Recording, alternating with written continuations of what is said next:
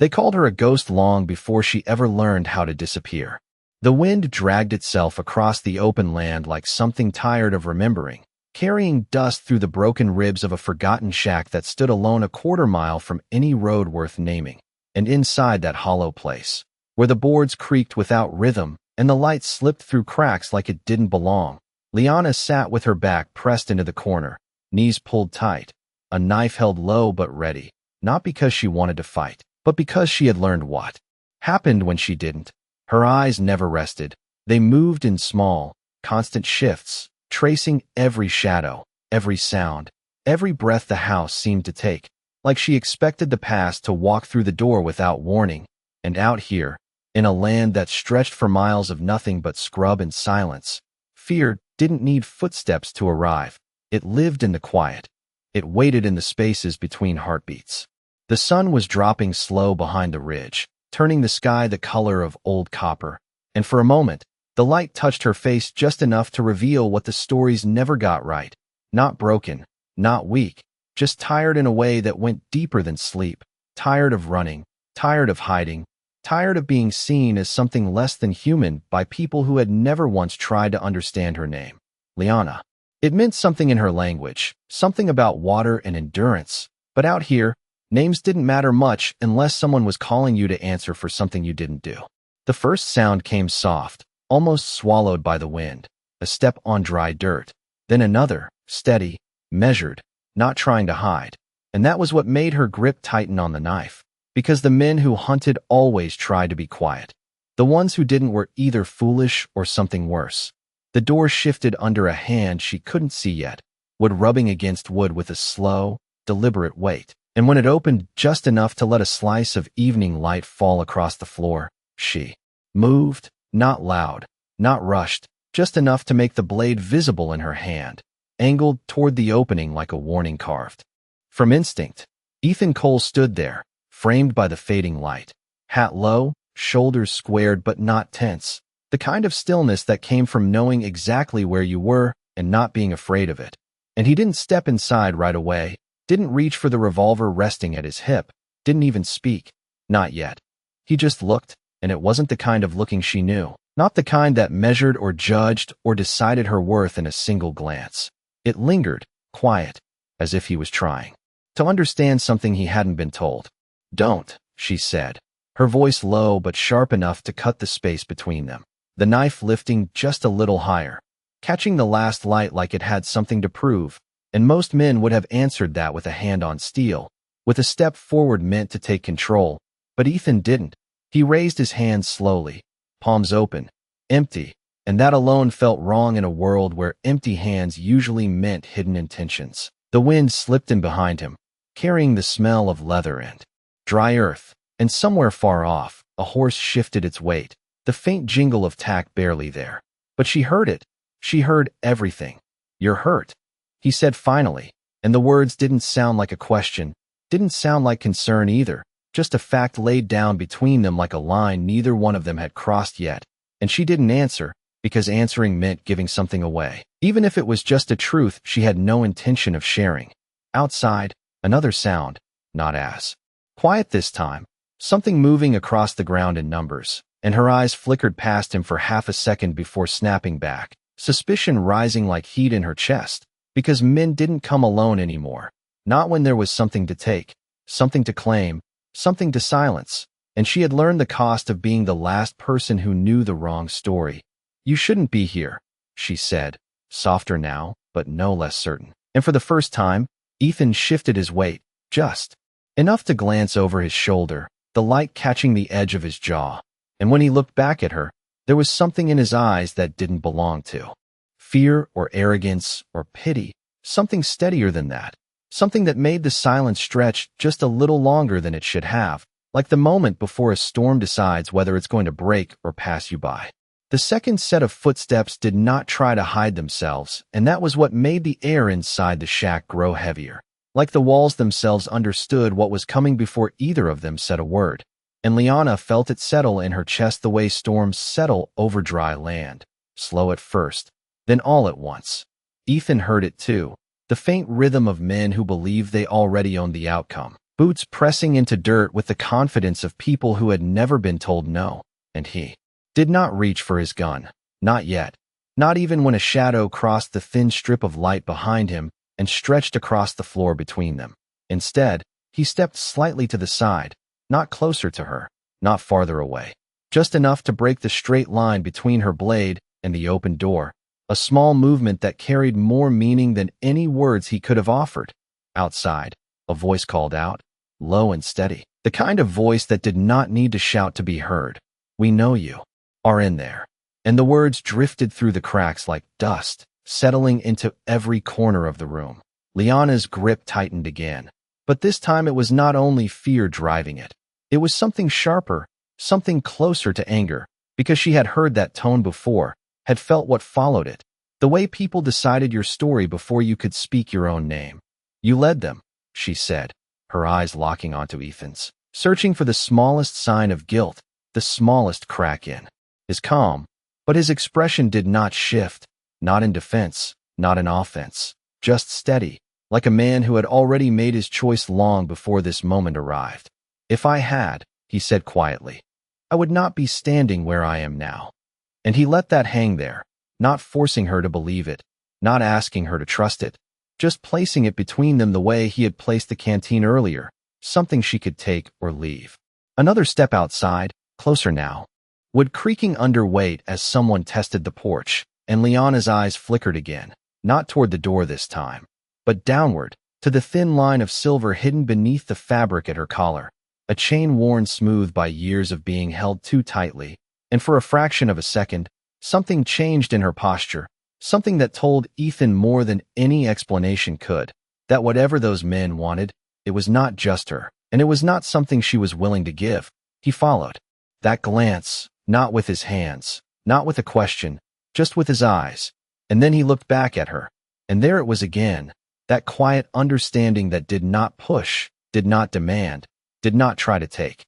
"They are not here for a conversation," he said, and the faintest hint of urgency slipped into his voice.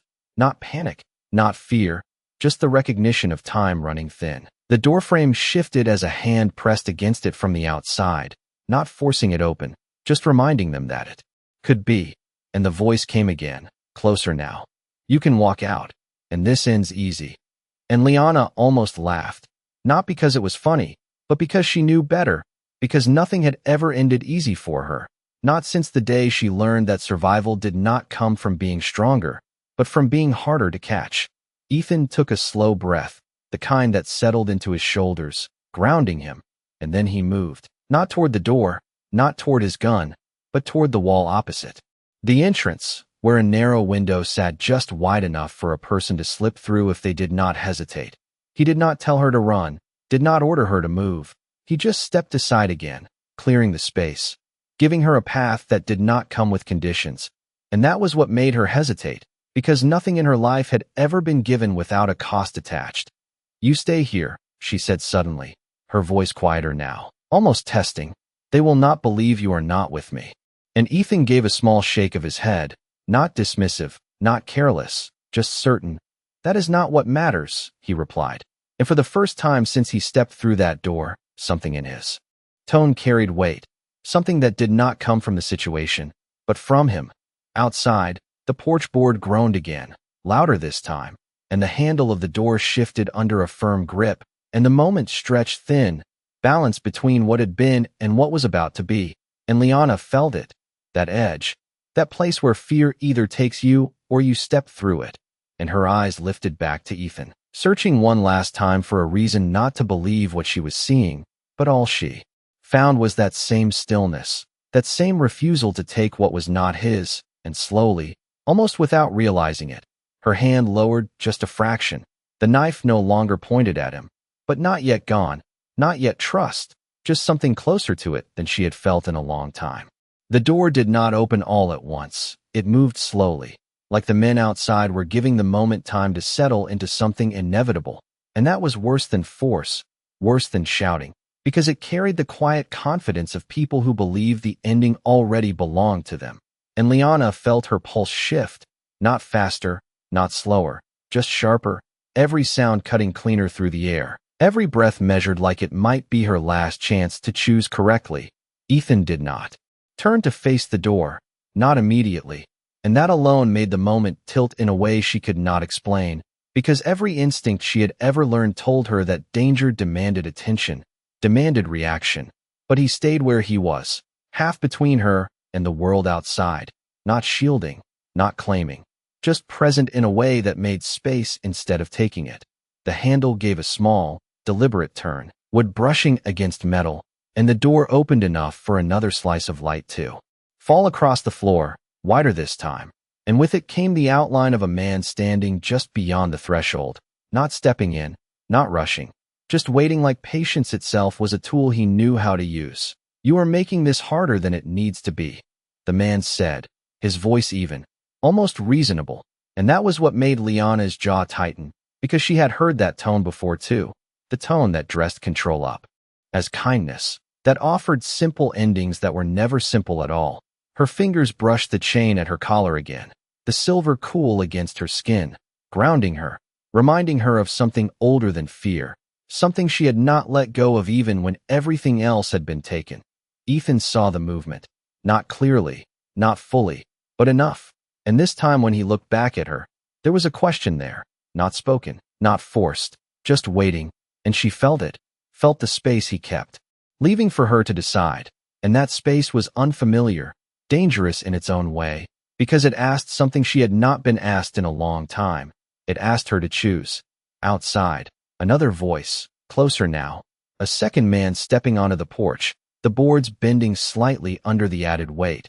"We do not want trouble," he said, and the words drifted in soft, almost convincing, but the ground beneath them carried a different truth, one she could feel without seeing, the way a storm can be, felt long before it breaks.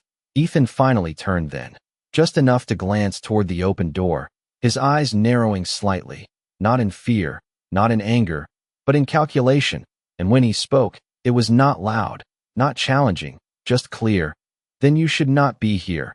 And the simplicity of it seemed to catch the men outside off balance for a fraction of a second. A pause so small it might have been missed if Liana had not been listening for everything.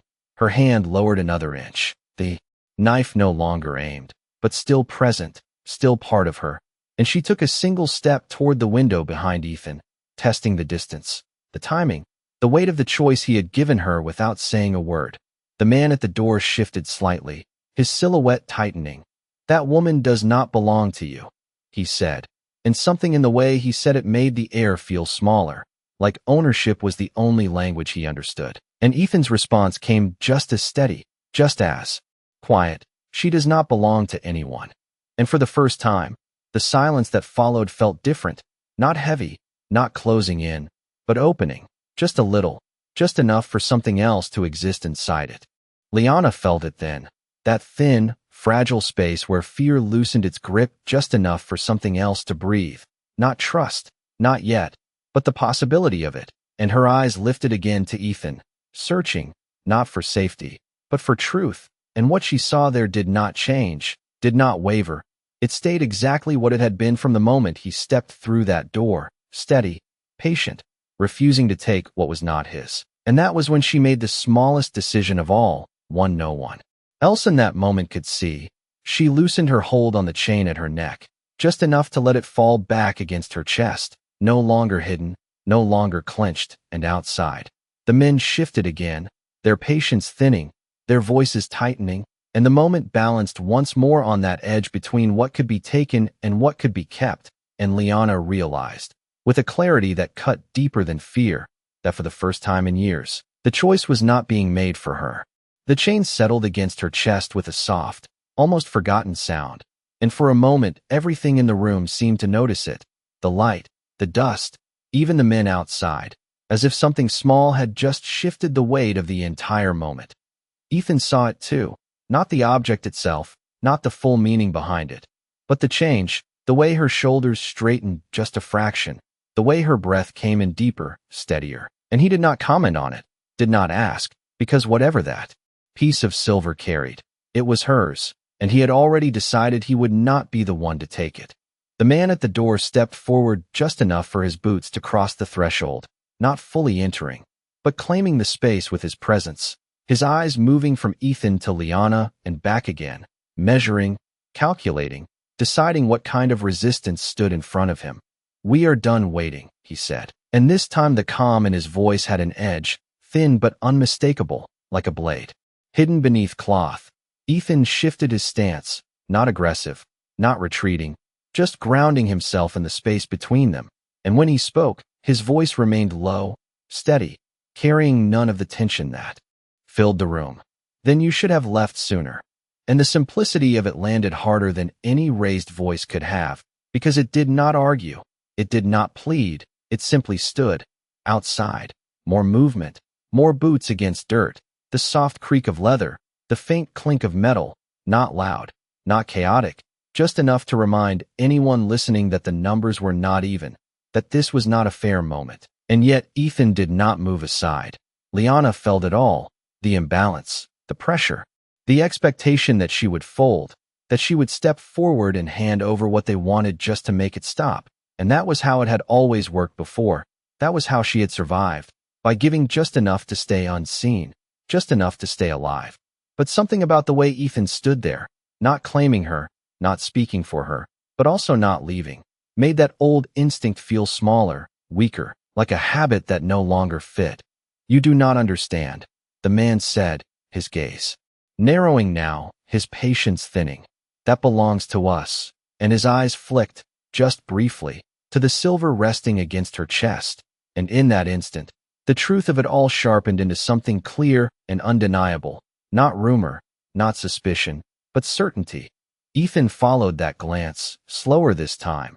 And when he looked back at the man, there was something different in his expression, not anger, not surprise, but recognition, the kind that comes when pieces fall into place without needing to be explained. "No," he said, just one word, quiet.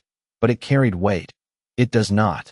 And the air tightened again, but this time it felt different, not like it was closing in, but like it was holding, waiting to see what would break first.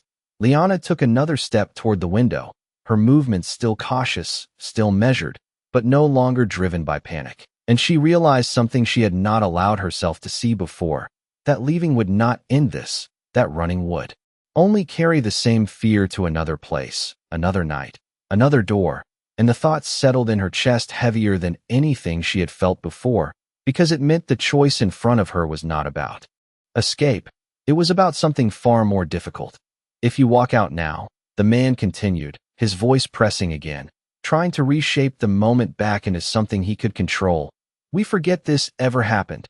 And for a brief second, the offer hung there, simple, tempting, the kind of promise that had saved her before, the kind that had cost her more than she could ever count. And her fingers brushed the chain again. But this time she did not grab it, did not hide it. She just let it rest there, visible, undeniable.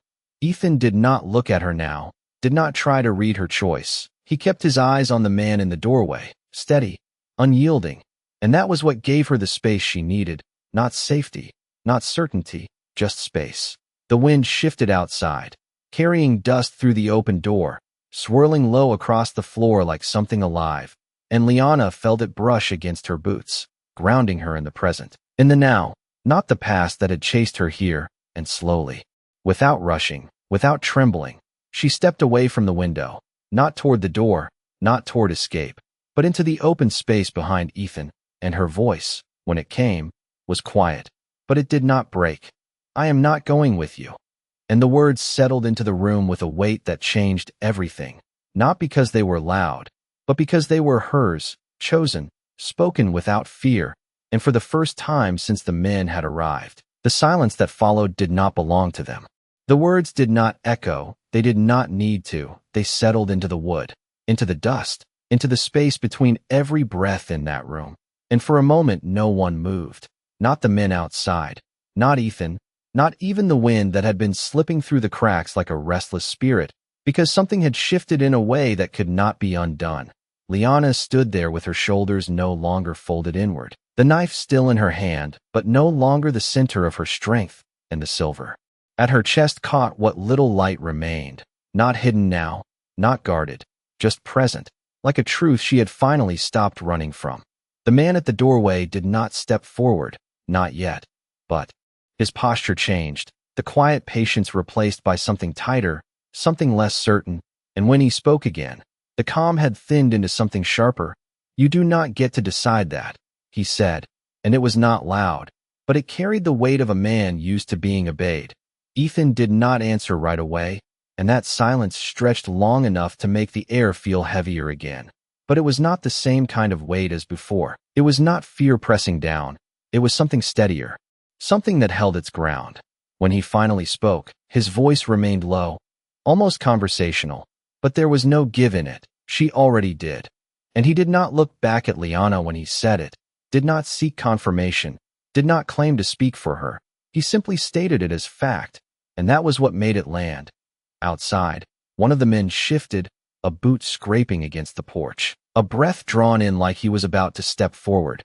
But the man at the door lifted a hand slightly, stopping him without looking, and that small gesture said more than any raised voice could have. It said control, it said calculation, it said this was not over. Liana felt the old instinct rise again, the urge to step back, to soften her stance, to make herself smaller so the moment would pass without breaking. But she did not move, not this time, and the realization of that alone sent something unfamiliar through her chest. Not fear, not relief, something quieter, something stronger. The man's eyes moved to the chain again, slower now, more deliberate, and when he spoke, his voice dropped, less for effect and more for certainty. "That does not belong to you," he said, and this time there was no pretense, no softened edges, just the claim itself, laid bare. Liana felt the weight of those words, not as a threat, but as a challenge, and for years she had answered that kind of challenge by stepping aside, by letting others define what was hers and what was not, but standing there now, with Ethan not moving, not speaking over her, not taking the decision from her. She felt something shift into place, something that had been waiting longer than she had realized. She lifted her hand slowly, not in defense, not in warning, but to rest her fingers lightly against the silver. And when she spoke, her voice did not rise, it did not sharpen, it stayed calm, steady, carrying a certainty that surprised even her. "It is mine because I kept it." And the simplicity of that statement cut through the tension in a way no argument could have, because it did not ask permission, it did not justify, it simply existed. The man at the door held her gaze for a long moment, longer than before, and something in his expression shifted, not defeat, not acceptance, but a recalculation, as if the outcome he had expected no longer fit the shape of the moment. And that uncertainty spread, subtle but real, to the men behind him, their movements less sure, their presence no longer as solid as it had been when they arrived. Ethan took a single step forward then, not toward the man, not into confrontation, just enough to stand fully in the doorway, placing himself between Liana and the outside, without blocking her view, without trapping her inside. And that balance, that careful refusal to control or retreat, held the space in a way that words could not.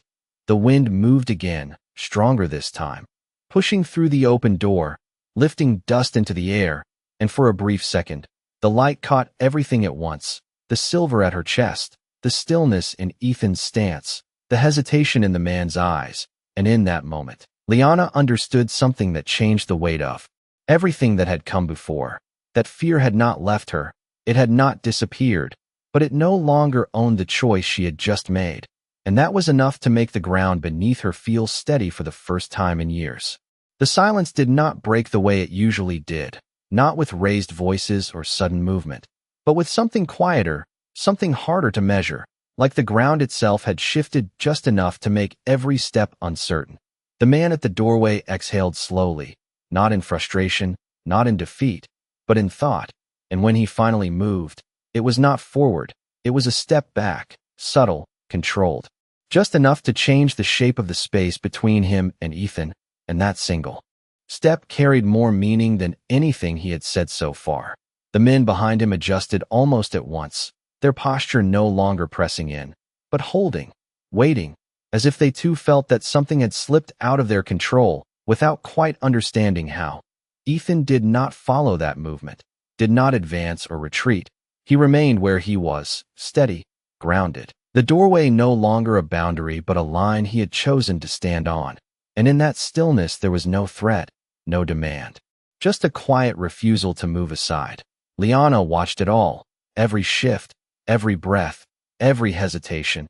And for the first time she was not watching as prey, not measuring escape or survival, but something else, something closer to understanding. Because what was happening in front of her did not follow the rules she had learned. It did not fit the pattern of fear and control she had lived under for so long. The man's eyes returned to her, not as sharp as before, not as certain, and when he spoke again, his voice had changed, not softer, but more careful. "You do not know what you are holding," he said, and the words carried a different kind of weight now. Less command, more warning, like he believed what he was saying, like he thought she was making a mistake she could not undo. Liana felt the chain rest against her skin, the cool metal grounding her again, and she let her fingers brush it once more, not in fear, not in defense, but in acknowledgement. And when she answered, her voice did not rise, did not waver. "I know enough."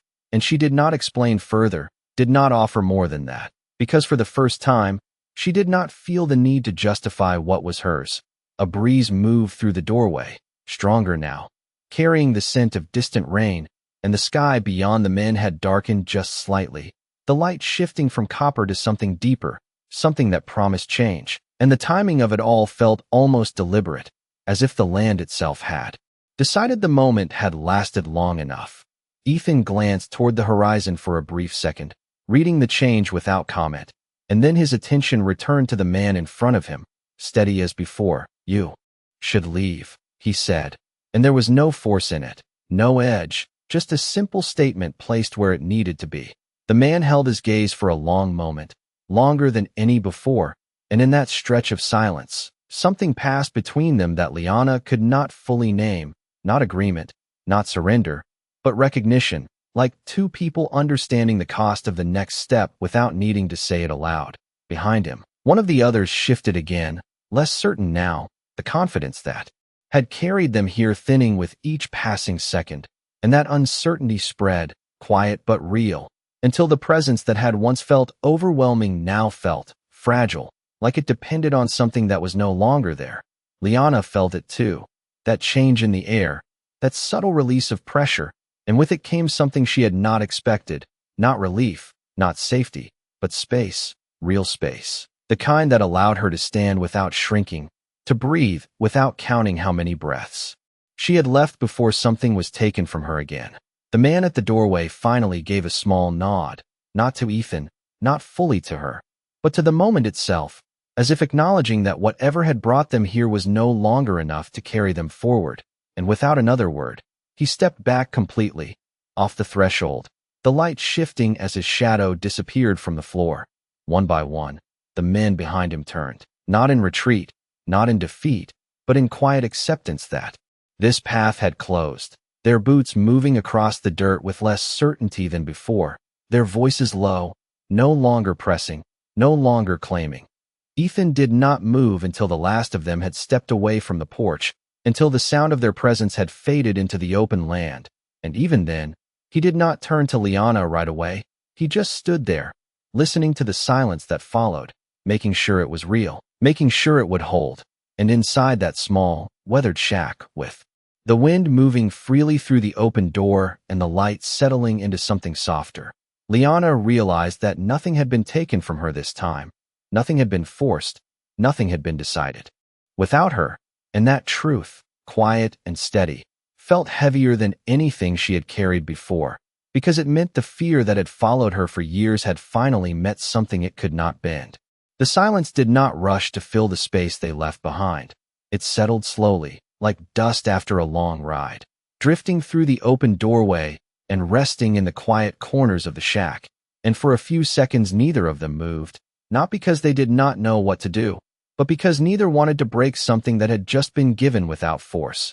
Ethan stood where he was, shoulders still squared to the door, listening past the fading sound of hooves and boots, making sure it was not a trick, making sure the kind of silence that followed was the kind that stayed. And only when the wind became the loudest thing again did he shift his weight, just slightly, like a man stepping out of something he had been holding for longer than it showed. Liana remained where she had chosen to stand, not near the wall, not near the window, but in the open space that had once felt like the most dangerous place in the room, and now felt different, not safe, not yet, but no longer. Something to avoid. Her fingers lifted to the silver again, slower this time, not checking, not guarding, just feeling its presence. And for the first time in years, she did not press it into her palm. She let it rest where it belonged. Ethan finally turned then, not sudden, not cautious, just natural, his gaze meeting hers without urgency, without expectation, and for a moment neither of them spoke, because words, in that moment, felt like something that might take more than they gave. The wind moved through the doorway again, cooler now, carrying the scent of distant rain across the dry land, and it brushed past them both like something new, something that did not belong to what had just happened.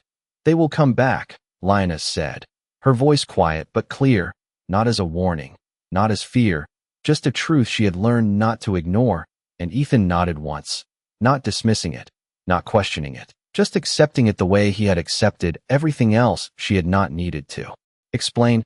"Maybe," he said, and there was no weight in the word, no certainty, just possibility, and somehow that felt more honest than any promise could have been.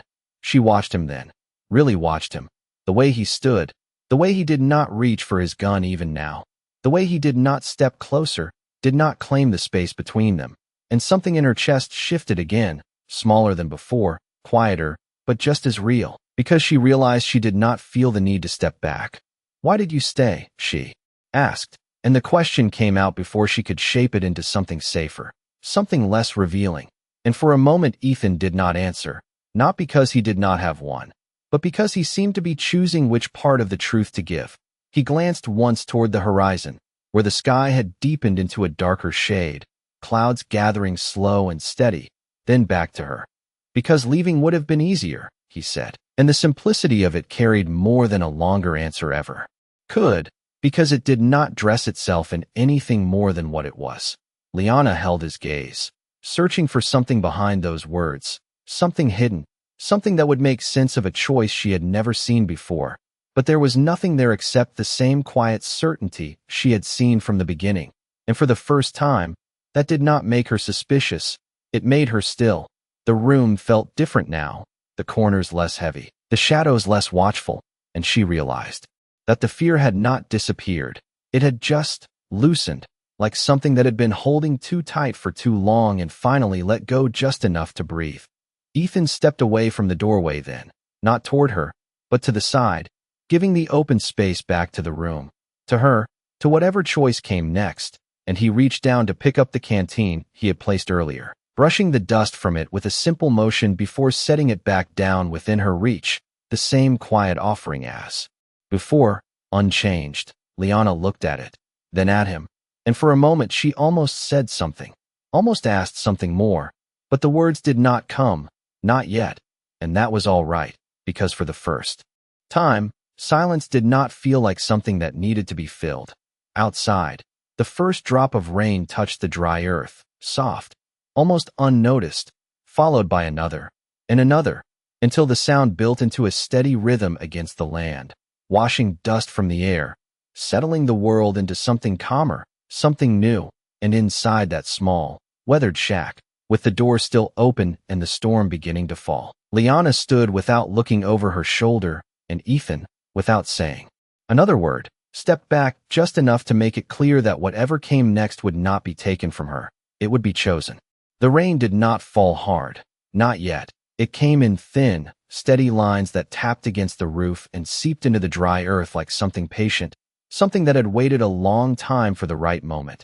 And Liana stood there listening to it, feeling the rhythm settle into her bones in a way that felt almost unfamiliar, because for so long every sound had meant danger, every shift in the air had meant she needed to move, to hide, to survive, but this sound did not ask anything of her. It did not demand, it did not threaten, it simply existed. Ethan leaned slightly against the wooden frame near the door, not blocking it, never blocking it, just close enough to feel the cool air as it moved through. His hat pushed back just enough for the dim light to catch his eyes, and he watched the rain for a moment before speaking again. "Storm will settle the dust," he said, almost to himself. And there was something in the way he said it that made it sound like more than weather, like he was talking about something else entirely. Liana followed his gaze out into the gray horizon, where the land blurred under the falling rain, and for a brief second she allowed herself to imagine what it would feel like if everything behind her could be washed away as easily as the dust from the ground. If fear could fade the same way tracks disappeared after a storm. But the thought did not hold for long, because she knew better. She knew that what followed you did not always leave just because the world changed around it. "They will not forget," she said, quieter. Now, not tense, not afraid, just certain, and Ethan gave a small nod, his eyes still on the horizon. "No," he replied. "But forgetting is not the same as deciding." And the words settled between them, simple, but carrying a meaning that stretched beyond the moment. Liana turned that over in her mind, not quickly, not completely, but enough to feel its shape, enough to understand that for the first time, she was not waiting for someone else to decide what came next. The canteen sat where he had placed it, beads of water now forming on its surface as the cool air moved through the room, and she stepped toward it, slow, deliberate, not because she doubted it, but because she was not used to taking what was offered without question, her fingers brushing the metal lightly before lifting it, the weight familiar, the act simple, and yet it carried something more than just water. It carried the quiet acknowledgement that not everything given came with a cost. She took a small sip, then lowered it again, holding it loosely at her side. And when she looked back at Ethan, something in her expression had shifted again, not softer, not open, but less guarded, less prepared to defend against something that was not there. "You are not from here," she said, and it was not a question, not exactly. More like a statement shaped by observation, by the way he stood, by the way he had not spoken like the others, had not acted like the others, and Ethan gave a slight shrug, not dismissing it, not confirming it fully, not in the way they mean it. He answered, and that was all. No explanation, no story, just enough truth to stand on its own. The rain picked up slightly, tapping more steadily now against the wood, the scent of wet earth filling the air, and with it came a quiet that felt different from the silence before, not tense, not waiting, but settling, like something that had been in motion for too long was finally coming to rest. Liana moved a few steps closer to the doorway, not crossing it, not leaving, just standing where she could see the land more clearly, where the horizon was no longer something to run toward or away from, but something to face. "If they come back," she said after a moment, her voice steady, "they will not ask again." And Ethan finally turned his head slightly toward her, not fully, just enough for his voice to carry. "Then you will answer the same way," he said, and there was no doubt in it, no question, just the quiet certainty of a man who had already seen the choice she had made. Liana let out a slow breath, not heavy, not burdened, just real, and she felt it then, clearer than before. The difference between fear that controls and fear that simply exists, and for the first time, she knew which one she was carrying now. The storm moved across the land in steady lines, washing away tracks, softening the edges of everything it touched, and inside that small shack, with the door still open and the world no longer pressing in the same way, Liana stood beside a man who had not tried to change her, had not tried to save her, but had done something far rarer. He had stayed without taking, and that, more than anything else, was what allowed her to remain exactly where she was, without stepping back, without looking over her shoulder, without needing to run. The rain grew steadier, not louder, just more certain, like it had decided to stay, and the land responded in quiet ways, the dust settling into darker shades, the distant hills softening at the edges, and the air itself feeling heavier, fuller, as if it carried something new within it. Liana stood at the threshold now, not crossing it, but no longer avoiding it either. Her eyes moving across the horizon with a focus that was different from before, not searching for danger, but measuring distance, direction, possibility. And for the first time in a long while, the world outside did not feel like something she had to escape. It felt like something she could choose to face. Ethan remained just behind her, not close enough to crowd the space. not far enough to seem detached, his presence steady in a way that did not ask for attention, and he watched the same horizon, though it was clear he was seeing something else within it, something shaped by years of moving through places like this without leaving much behind.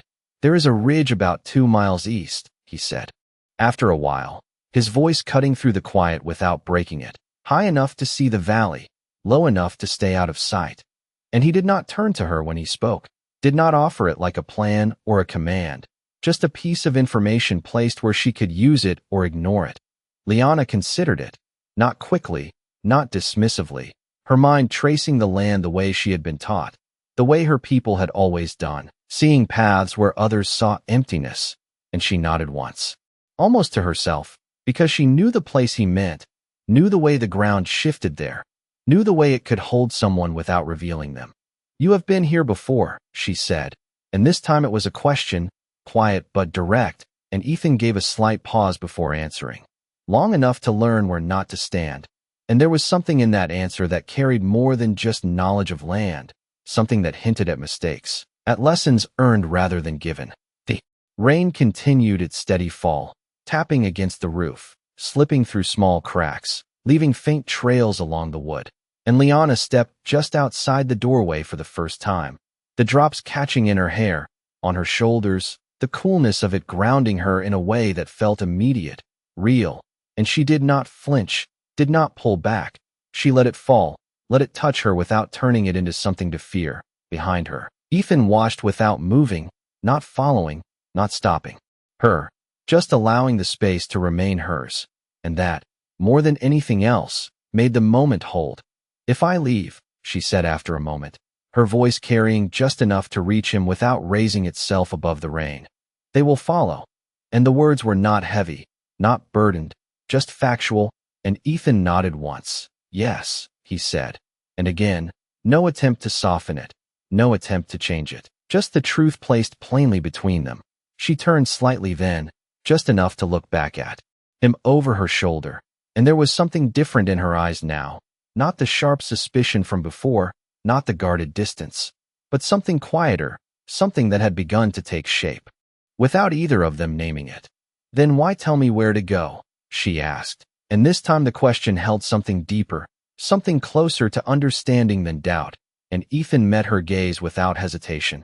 "Because you asked what comes next," he said, and there was no hesitation in it, no hidden meaning, just a simple answer that fit exactly where it belonged. Liana held that for a moment, letting it settle, letting it find its place among everything else that had changed in the past hour, and slowly, she turned back toward the open land, the rain still falling, the ridge he mentioned barely visible through the gray distance.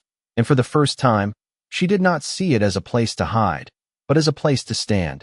She took one step forward into the rain, then another, not rushing, not hesitating, just moving with intention, and after a few paces, she stopped again, not because she was unsure, but because something remained unfinished behind her. She turned back once more, fully this time, her gaze steady on Ethan, and the question that followed was simple, but it carried the weight of everything that had come before. "Are you coming?" she asked, and the rain continued to fall, steady, patient, as the space between them held that question like something that would shape everything that came next. The question did not rush him.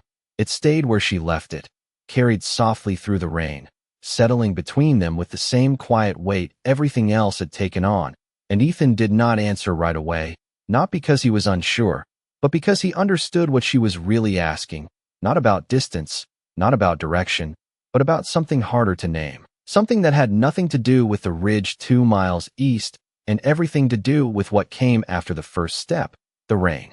Traced slow lines down the brim of his hat, dripping from the edge in steady rhythm, and he stepped forward just enough to stand in the doorway again, not closing the space, not claiming it, just meeting her where she had chosen to stand. "I can," he said, and the words were simple, but he did not leave them there. He did not let them become something more than they were meant to be. But that is not the question. And his voice remained low, steady, the same tone he had carried from the beginning, never pushing, never pulling, just present. Liana held his gaze, the rain catching in her hair, sliding along the line of her jaw, And for a moment she did not move, because she understood what he meant, understood that this was not about whether he would walk beside her, but whether she needed him to, and that difference settled into her chest in a way that felt both heavy and clear. "You do not follow people," she said, and there was no accusation in it, just observation, something she had seen in the way he moved, in the way he stood, in the way he had never tried to take control of anything that was not his, and Ethan gave the smallest nod, almost a confirmation without words, before answering. "No," he said, "and I do not ask others to follow me." And that, more than anything else, made the space between them feel even, not balanced by strength or numbers, but by choice. The rain grew steadier now, tapping against the ground with a rhythm that felt almost like time itself, marking the moment without rushing it. And Liana turned her eyes back toward the ridge in the distance, barely visible through the gray, and she thought about the path between here and there, about the open ground, about the fact that nothing stood between her and that place except the decision to move. For years, every step she had taken had been driven by something. Behind her, something chasing, something forcing her forward, but standing there now, she realized this step would be different. This one would not be taken because she had to. It would be taken because she chose it. She shifted her weight slightly, the mud soft beneath her boots, the rain soaking into the ground. And then she looked back at Ethan one last time, not for permission, not for reassurance, but for something simpler, something quieter. "Then walk until you do not need to," she said. And the words carried no expectation, no demand, just an understanding of what he had already shown her. Ethan held her gaze for a moment, and something in his expression changed, not in a way that drew attention, but in a way that settled deeper, like a decision made without needing to be spoken aloud. And he gave a small nod, not agreement, not promise, just acknowledgement. He stepped out into the rain then, not ahead of her, not behind her, but beside her, his pace matching hers without needing to be adjusted. And together they moved away from the shack, the structure already beginning to fade into the gray behind them as the rain softened its edges. The land stretched open in front of them, wide and uncertain, the ridge still distant, still waiting. And for a while they walked without speaking, the sound of rain and boots against wet earth filling the space where words might have been, and it did not feel empty. Liana kept her eyes forward, her shoulders steady, the silver at her chest no longer hidden, no longer a weight to carry, but something that moved with her, something that belonged where it was, and with each step, she felt the distance between who she had been and who she was becoming grow just a little wider, not all at once, not completely, but enough to notice. After some time, she spoke again, her voice quieter now, almost blending with the rain. "If they come again," she said, and she did not finish the sentence, did not need to, because the meaning was already there, already understood, and Ethan did not turn to look at her when he answered. He kept his gaze on the path ahead, his voice steady as ever. "Then they will find you standing," and that was all. No elaboration, no promise of protection, just a reflection of what she had already shown. The ridge grew slightly clearer as they walked, the outline sharpening against the sky, and the rain continued its steady fall, washing away the last traces of what had been left behind. And somewhere in that quiet, between each step and each breath, Liana realized something that settled deeper than anything else that had come before, that the light she had been searching for had not been waiting ahead, had not been carried by someone else. It had been there all along, held in the moment she chose not to step back. And now, with the land open before her and the past no longer pulling at her feet, she walked toward it without looking over her shoulder. The rain did not let up as they moved. It followed them in a steady rhythm that blurred the distance behind and softened the path ahead, turning the ground beneath their boots into something that held each step just long enough to be felt. And for a while the only sound between them was that quiet, persistent tapping against earth and leather, the kind of sound that fills space without demanding attention. The ridge rose slowly in front of them, not dramatic, not imposing, just a long stretch of higher ground that watched the valley without announcing itself. And Liana kept her eyes on it, not because it promised safety, but because it offered something clearer than where she had been, something she could stand on without looking back. Ethan walked beside her with the same measured pace, never rushing ahead, never falling behind, and the distance between them stayed constant, not by effort, but by understanding. Like neither needed to adjust for the other. After a time, the slope began to rise beneath their feet, subtle at first, then more certain, the earth firming where the rain could not settle as deeply, and Liana felt it through her boots, the shift in ground, the change in balance, and she adjusted without thinking, her body remembering what it had been taught long before fear had taken hold of everything else. "You walk like you know this place," Ethan said quietly, not looking at her, just noticing. And Liana did not answer right away, because the truth of it was not simple, not something she could place into a few words without unraveling more than she intended. But after a moment she spoke, her voice steady. "I know how land speaks," she said. And that was all, and Ethan nodded slightly, as if that explained everything it needed to. The rain began to thin as they climbed, not stopping, but softening, the drops lighter now, more scattered, and the air shifted with it, carrying less weight, less pressure, until the horizon ahead began to sharpen. Again, the valley below stretching wide and open, washed clean in a way that made it look almost unfamiliar. When they reached the ridge, Liana slowed, then stopped, not from exhaustion, not from hesitation, but because the moment itself asked for stillness, and she stepped forward to the edge where the ground fell away just enough to reveal everything below, the scattered lines of trees, the faint trails cut through the earth, the places where people moved and thought they were unseen. She stood there for a long time, her shoulders steady, her breath even, her eyes taking in more than just distance, taking in the fact that she was no longer inside. Something no longer cornered, no longer forced into choosing between hiding and running. Ethan stopped a few feet behind her, not stepping up beside her, not taking the view as his own, just allowing her to have the space she had walked toward, and for a while neither of them spoke, because the silence here felt different, not empty, not tense, but full in a way that did not need words. The clouds above began to break slightly, the gray thinning just enough for a hint of light to slip through, touching the wet ground below in faint, scattered patches, and Liana felt it then, not as warmth, not as something dramatic, but as a shift, small and quiet, like something inside her had finally settled into place. "They will see this place too," she said after a while, her voice carrying across the open space without strain, and Ethan answered without moving, "Yes." And again, no attempt to change it, no promise to prevent it, just the truth. She nodded once, her fingers brushing the silver, at her chest again, but this time the gesture was different, not checking, not guarding, just acknowledging, and she let her hand fall away without holding it, without hiding it. The wind moved across the ridge, carrying the last of the rain with it, lifting strands of her hair, pressing lightly against her back, and she did not turn away from it, did not brace against it. She let it move through, let it pass without turning it into something to resist. Behind her, Ethan shifted his weight.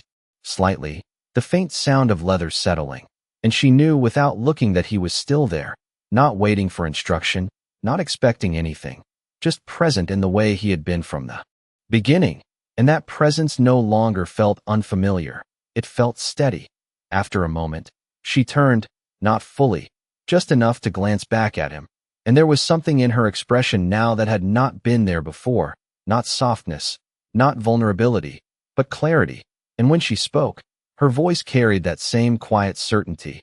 "This is far enough," she said, and the words did not carry rejection, did not push him away, they simply marked a line, a place where one path became two. Ethan met her gaze, and for a moment nothing passed between them but understanding, and he gave a small nod, not questioning it, not challenging it, just accepting it the same way he had accepted everything else she had chosen, and he did not step closer, did not try to remain where he was not needed. He stayed where he stood, letting the distance remain exactly what she had made it. And on that ridge, with the valley open below and the sky beginning to clear above, Liana stood without looking. Behind her, knowing for the first time that whatever came next would not be shaped by fear, but by the ground beneath her feet and the choice she had already learned how to make. The wind moved differently on the ridge, not pressing, not restless, but open, carrying the scent of rain-washed earth across the valley and lifting the last traces of what had lingered in the air below. And Liana stood with her feet planted firmly against the ground, feeling the steadiness of it rise through her, something she had not trusted in a long time. She did not turn right away after speaking, did not step back. She simply remained where she had drawn the line, allowing the silence to settle into what it had become, something clear, something unbroken. Ethan did not respond with words at first, and that absence of urgency felt as deliberate as everything else he had done, because he did not challenge her decision, did not question whether the ridge was truly far enough. He simply accepted the boundary she had placed, the same way he had accepted every choice she had made since the moment he stepped into that shack. The sky above them continued to open slowly, the heavy clouds breaking into lighter strands, and a faint band of light stretched across the horizon, touching the land below in quiet patches, not bright, not overwhelming, just enough to change the way things were seen.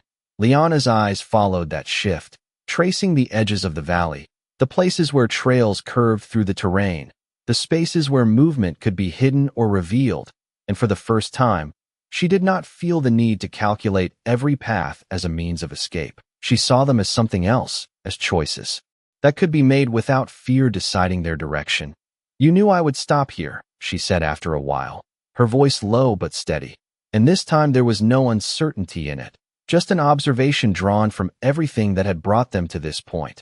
Ethan exhaled softly, a breath that carried no tension, and he stepped half a pace to the side, not closer, not farther, just shifting his stance as he looked out across the same view. "I knew you would stop where it felt like yours," he replied, and the words settled into the space between them with a quiet certainty that did not ask to be proven. Liana considered that, letting it settle, letting it take its place among the many things she had not expected to learn in such a short time. And she realized that the place she stood on now did not belong to the land alone. It belonged to the decision she had made to stand there without being forced. The silver at her chest moved slightly as the wind shifted again, catching a faint line of light, and she lifted her hand once more, not to hold it, not to hide it, but simply to feel its presence against her skin, and for the first time, it did not feel like something she was protecting. It felt like something that no longer needed to be taken from her. Ethan watched that small motion without speaking, understanding it for what it was, not a sign of fear, not a gesture of defense, but something quieter, something that marked the end of a long-held wait. Below them, the valley stretched wide and open, and in the distance, faint shapes moved along the edges of the land, too far to be seen clearly, but enough to remind them that the world beyond this ridge still carried its own patterns, its own people, its own choices, and that nothing had truly ended, it had only shifted. "They will come again," Liana said, not as a warning now, not even as a concern, but as a simple truth placed where it belonged. And Ethan nodded once, his gaze steady on the horizon. "Yes," he answered, and again, no more than that. No attempt to change what could not be changed. She turned then, fully this time, her eyes meeting his without hesitation, and there was something different in the way she looked at him now, not searching, not questioning, but recognizing, and for a moment, neither of them spoke, because the understanding between them did not need to be shaped into words. "You did not stay for me," she said quietly, and the statement carried no accusation, no expectation, just clarity, and Ethan gave a slight nod. "No," he said. "I stayed because it was the right place to stand." And the simplicity of that answer held more truth than anything else he could have said. Liana let out a slow breath, not heavy, not burdened, just steady, and she felt it then, fully this time, the difference between being saved and being seen, and how only one of those things could last. The light along the horizon grew a little stronger, the clouds continuing to break apart, and the ridge beneath her feet felt solid, unshaken, a place that did not shift under pressure, a place that held. She turned her gaze back to the valley one last time, taking in the distance, the movement, the open land that no longer felt like something she had to outrun, and then she took a single step forward, not away from anything, but into what came next, and this time, when she moved, she did not carry the weight of fear behind her. She carried the quiet certainty of a choice that had finally become her own. The step she took did not echo behind her. It did not call anything back. It simply settled into the ground as if it had always belonged there. And Liana did not pause to measure it, did not turn to see what it left behind. She just continued forward, one step after another, steady, deliberate, the ridge stretching ahead of her like something that no longer needed to be questioned. The wind moved across the open land, lighter now, carrying the last traces of rain away from the valley, and the sky above had begun to clear in quiet pieces, thin breaks of light reaching down without urgency, touching the earth in places that felt almost chosen. Behind her, Ethan remained where he had been, not following, not calling out, just standing at the line she had drawn, and for a long moment he watched her walk, not to measure the distance, not to see how far she would go, but to understand the shape of the choice she had made. Liana felt it, not his presence exactly, but the absence of movement behind her, the way nothing pulled at her steps, nothing asked her to slow or turn or wait, and that absence carried its own kind of weight, one she had not known how to name before, because for so long, every path had been tied to someone else's decision, someone else's demand. The ridge curved slightly as it stretched forward, the ground rising and falling in gentle lines, and she followed it without hesitation, her boots pressing into the damp earth, leaving marks that would not last long under the clearing sky. And that felt right. That felt like something she did not need to hold on to. After some distance, she slowed, not from uncertainty, not from fatigue, but because the moment itself shifted, subtle but real, like something had settled into place behind her and did not need to be carried forward.